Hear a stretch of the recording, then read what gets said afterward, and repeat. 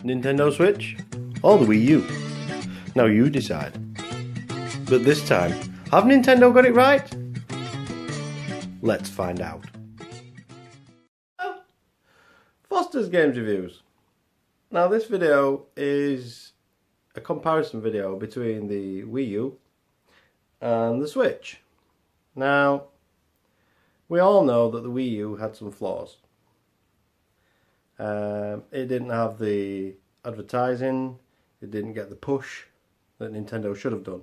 A lot of confusion where people thought it was just an add-on for the Wii, which was a big mistake on their part. They didn't publicise it correctly. Now, I think myself, the Wii U could have been an amazing system. I know it wasn't on par with PS4. It wasn't on par with Xbox One, but it had potential to be something great. It still is great. It's a fantastic console. The letdown of the console was its bulkiness. I mean, it's only been what, 4 years, and they've downsized it to something half the size, which is the Switch. So potentially they could have made the Switch 4 years ago. They could have crammed all that technology into the system itself. It could have been a lot more portable than what it is now. You know, I mean, I find sometimes I could be sat literally 6 feet away from the Wii U and it'll lose connection.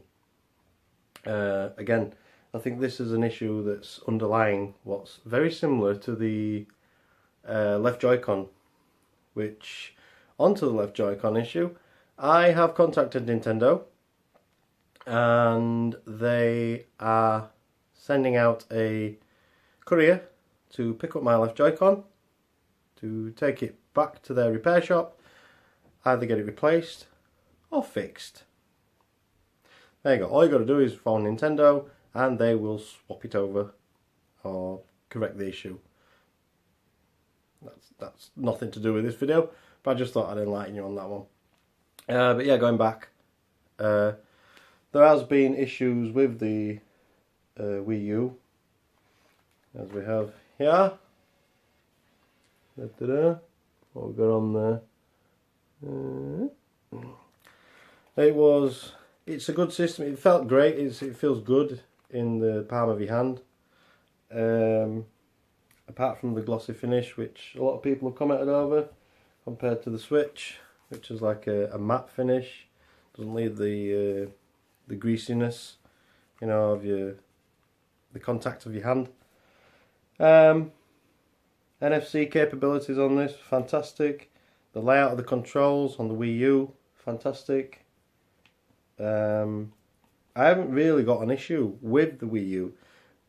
My only gripe really was the portability. I mean, it could have been what the Switch is now. They could have made it portable. They could have, like with the Xbox One, PS4, you download the game. I mean, I know the 32 gig on the premium one wasn't a massive size capacity for the memory, but you could have at least had the option to download the game onto the system, which then stored it onto the hand unit that allowed it to be portable. Now, in my eyes, that would have been a much better practice for them. But that is literally my only gripe, and that it didn't get the publicity that the Switch has had. The Switch's PR slots on TV have been phenomenal. Jimmy Fallon, they've been on Good Morning America, I believe. Excuse me. But it's had so much attention, and it's had nothing but praise. For the Switch, of course. But the Wii U, it was an underloved and underdeveloped system. It was complex to program for, but obviously because of the handset, and you had two screens where you had your main screen on there, and then you either had maps or a select screen on there. Some games just didn't do anything. Zombie U, I think, in my opinion, did the better job, but then it just got left. Obviously, the UBI were very close with Nintendo on that front, where along with Watch Dogs, that had a similar aspect. It seemed that they were very selective of who, with the third-party companies, who were allowed to do certain things with the programming element of it. But that's just my opinion. I mean, I could be wrong, but I seem to think that that's what happened. They're in-house developers. They had a lot of input. HAL, is it HAL Laboratories or something like that? I'm not 100%. When they did, what game was it now? It slips my mind. It does happen. But yeah, I think Nintendo had the upper hand. Obviously, the first party developer, they knew how to program for it. They knew the ins and the outs.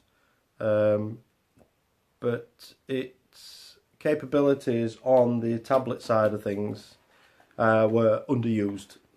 Nintendo Land had a good feature where the camera, in fact I think it was the only game that used the camera feature, where it put a little image of you on screen. That was great, especially if you'd have done multiplayer on, say, Splatoon, and you'd put a picture of each character and you could have had live chat. That would have been fantastic. So my only gripe with this system, with the Wii U, is, like I've just said, it wasn't developed enough, and the portability, and also its, did I just say portability? Yeah, the portability, the developing side of it, but other than that, a little bit bulky. It's not really like you could have stuck it in your pocket, but you could have took it with you. I mean, the Switch isn't much smaller really, it's thinner, it's possibly a little bit heavier because there's more tech gone into the actual system. But apart from the underlying issue with the, I've got it wrong way around. Apart from the underlying issue with the left Joy-Con, I don't really think there is any major issues with this system. I cannot fault it. It's absolutely,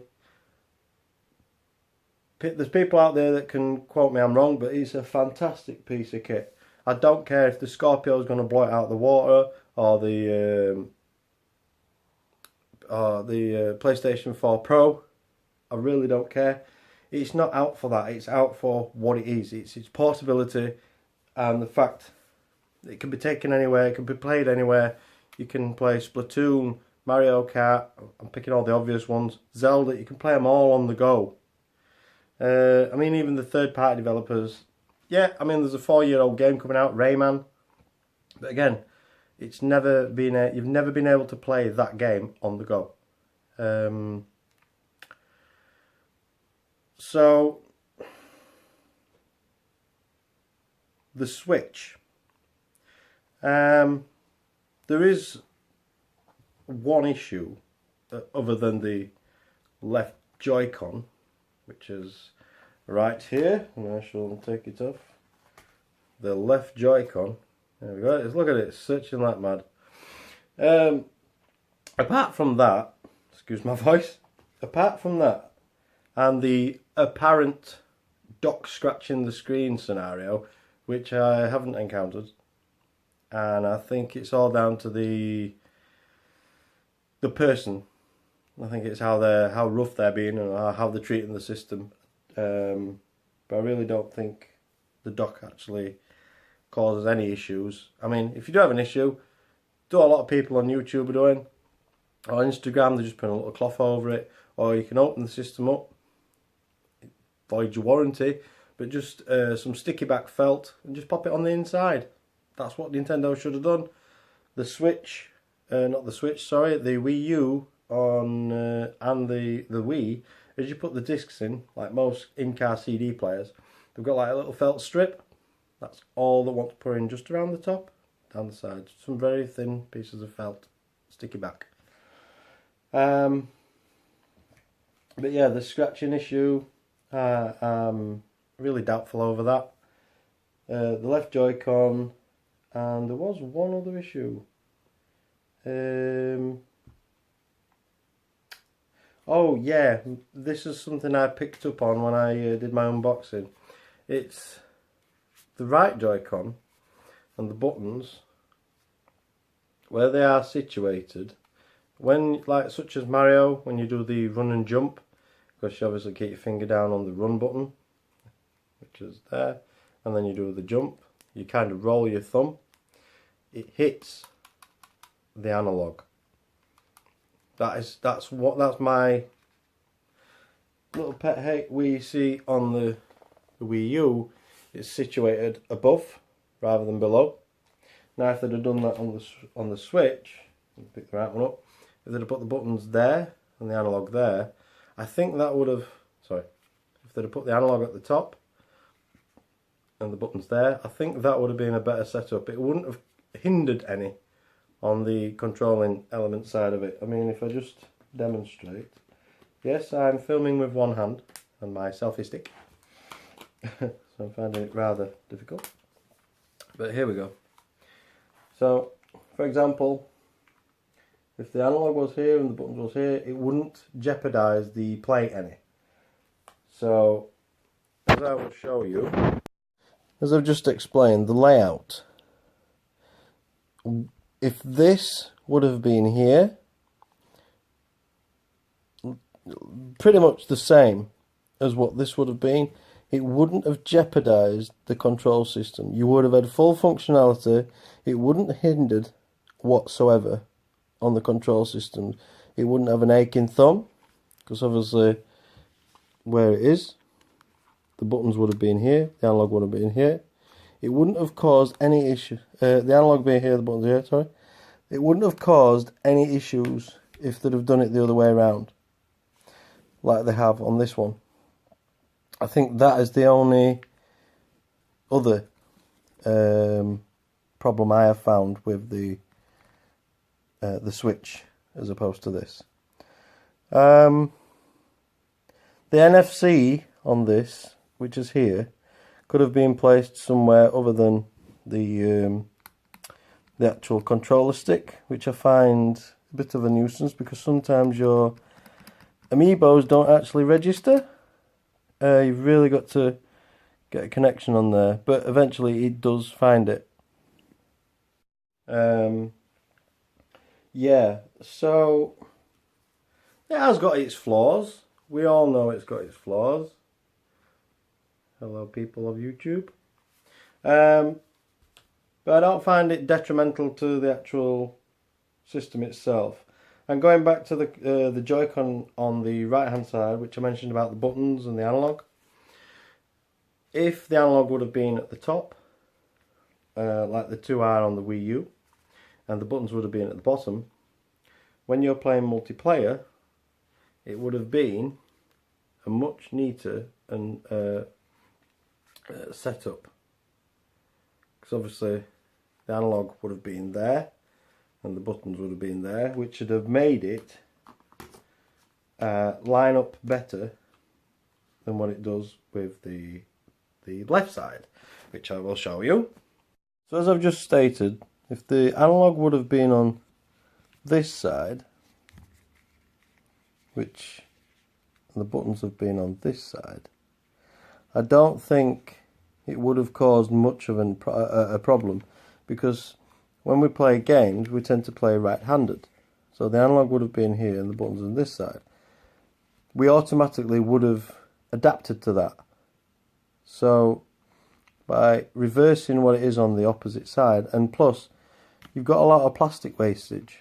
If you just spread these out and put them the other way, it would have been a much neater and tidier finish.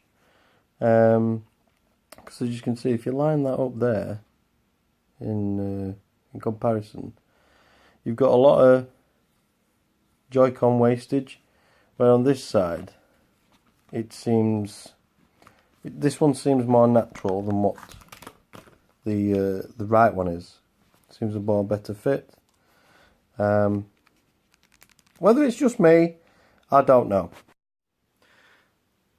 But that's what I think overall. I mean, the Nintendo Switch is very well built.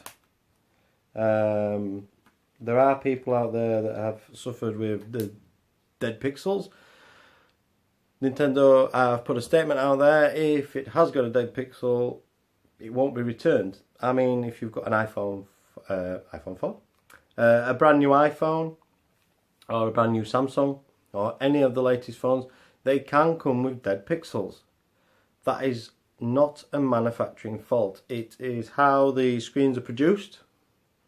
And if it comes with a dead pixel, that's how it's going to be.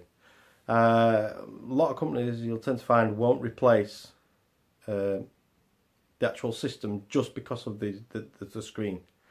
It's not detrimental to the actual running of the system, and it won't impair the unit itself. So apart from I've got clarity on the screen, I haven't got any dead pixels. I haven't got screen lock where it goes all fuzzy and there's lines. There has been a couple of cases of that, but that could have been because it's dropped and they've just not said anything. I don't know, that's just me. There was a video out there which I mentioned. I don't want to plug them or do a link because I didn't agree with what they did. Dropping the Switch on the floor 11 times, which is really good that it didn't, it withstood a concrete floor. And then there's a stupid video out there, I don't know if you've ever seen it.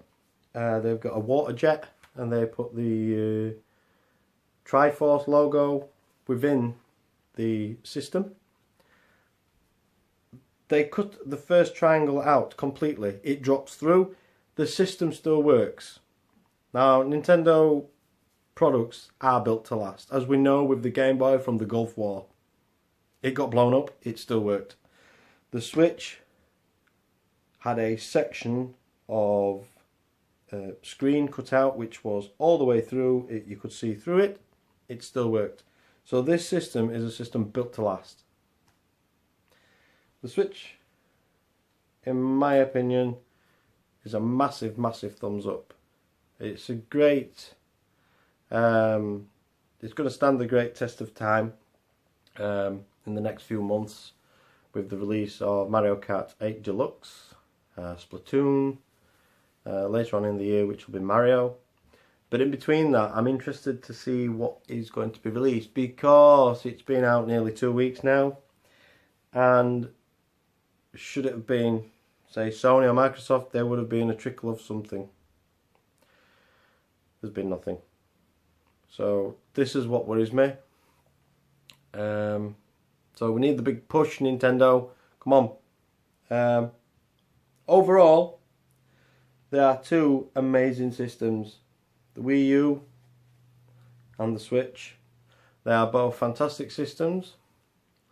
I just wish the Wii U could have been what the Switch is.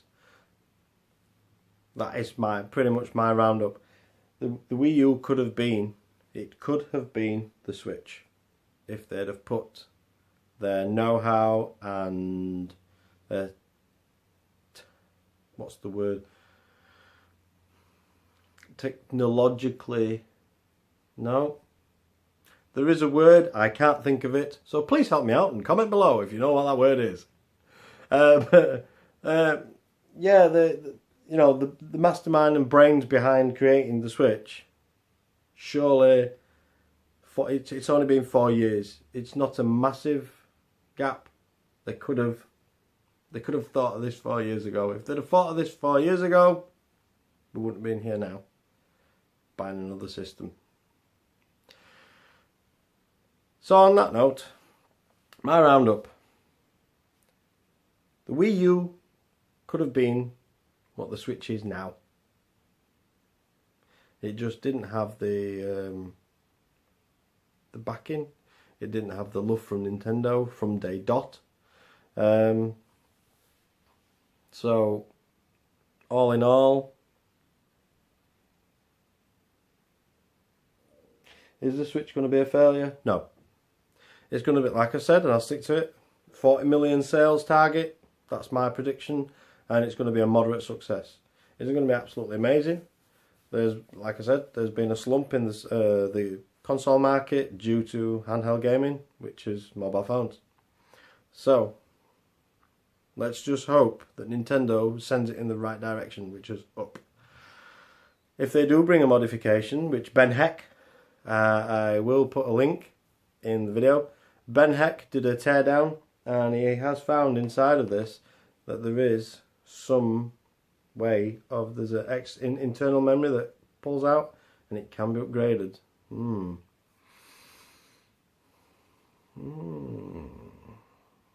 But will it? That is the question. So, I've already said I'll round this up, and I will round it up again. 2 fantastic systems, 1 fantastic company. Nintendo. Need I say more? Oh, my new shirt. The Foster's Games Reviews. Done by So This of Normanton, West Yorkshire. Big shout out to him. He hasn't got a YouTube channel or an Instagram, but massive thank you. There are some more shirts coming. I'm going to do a line of shirts of retro themed. So anybody interested or got any ideas, drop me a line. I can get them made up. There will be a fee, but any interest, let me know and I'll get in touch with you. Thank you for watching. Keep gaming.